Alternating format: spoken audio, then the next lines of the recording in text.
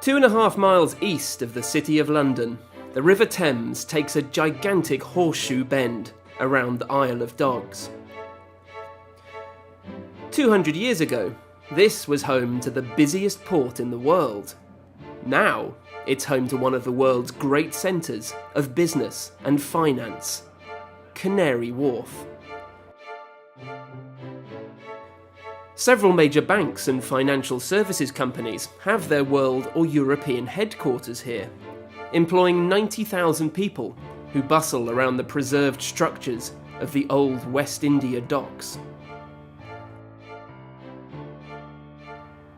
At the heart of the development is the 235-metre One Canada Square, the tower that for 20 years boasted being Britain's tallest building.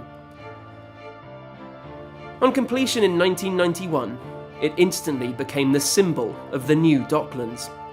But it opened in the midst of economic recession and, to begin with at least, struggled to fill its 50 stories of office space. 2 decades later, and with many more skyscrapers in development, the future success of Canary Wharf seems assured. Alongside the new Olympic Park, it forms part of the great reinvention of the old industrial East London.